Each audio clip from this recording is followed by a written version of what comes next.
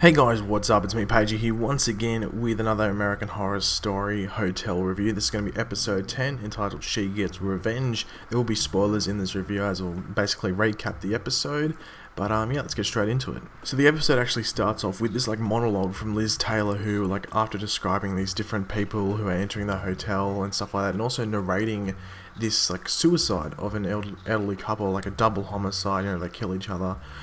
She actually wants to commit suicide as well, but she realizes she wants to actually make amends with her son before she actually does commit this suicide.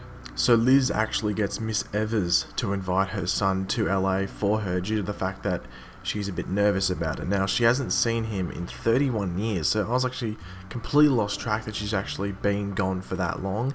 But Liz actually gives Miss Evers this bottle of washing detergent as a gift for doing so, and Miss Evers seems over the moon about it. We then cut to Mr. March's trophy room, where John has placed ears on the shelf now, and these are the trophy for the "Thou shalt not worship other gods" commandment. Now we also get to see John actually commit this murder, which is, I think this is the first one, apart from the one where he killed his friend. Now he actually only has one more commandment kill to go, which is "Thou shalt not murder or kill," whichever way you want to put it.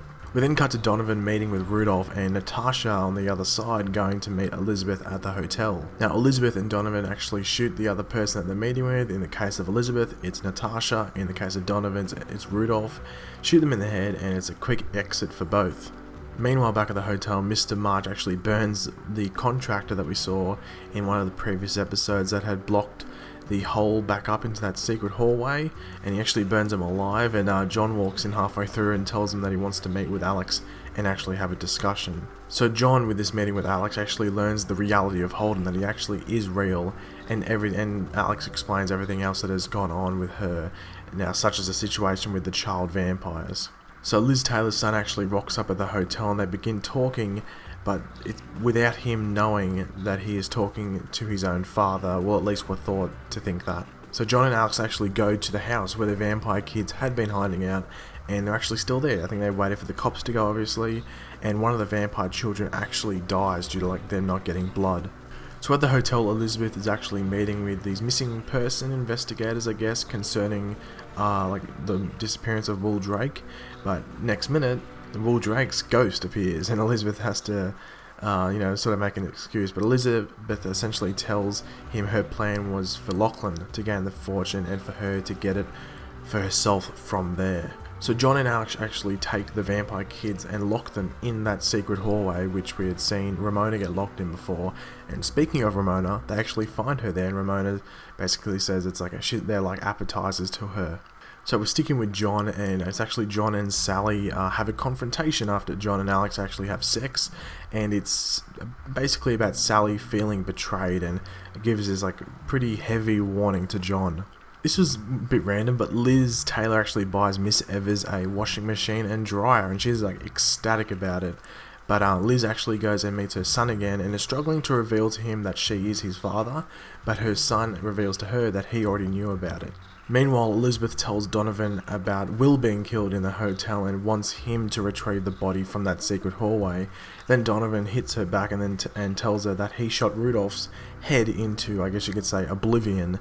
And this ends up with Elizabeth actually going to the hotel room and finding Rudolph's body there. So Iris has set up this suicide attempt plethora with so many ways of doing so, with drugs, guns, a noose, different knives and stuff like that.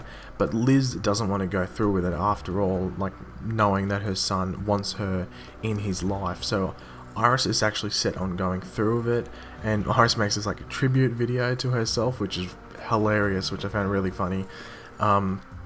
But Liz essentially convinces her to stay alive and also gives her I guess you could say, the plan to wanting to take over the hotel as well. So Alex actually takes John to Holden. We get to see Holden again, and they take him from the hotel to go home, I guess you could say. And on their way out, Sally's screaming at John, promising that she will kill him. So it's going to be interesting to see how that plays out. And the last thing that happens in this episode is that we see Elizabeth confronting Donovan about what happened with Rudolph, and Donovan had been dancing to Hotline Bling in the hotel, which is pretty funny, but Donovan is actually willing to sacrifice himself, which Elizabeth finds remarkable. And then all of a sudden, Bursting through the door, Iris and Liz come through, guns are blazing, and shoot up the room where Elizabeth and Donovan are standing, with Hotline Bling blasting in the background as well, which is just a crazy end to this episode. And I was like, what the hell's going on here? Can't not wait till the next week's episode. But I think they are taking a break for Christmas. I'm pretty sure they are, so I don't think we have an episode for a week or two. I'm not too sure, but yeah, we definitely don't have an episode next week, so I think it's the week after that we get another episode, so I guess we have to wait until then. But yeah, leave your opinions in the comment section below. What do you think of this episode? I thought it was a decent episode all around. I have a feeling Ramona may actually team up with the vampire children, and when the opportunity strikes, obviously that door being open, they might find some other way.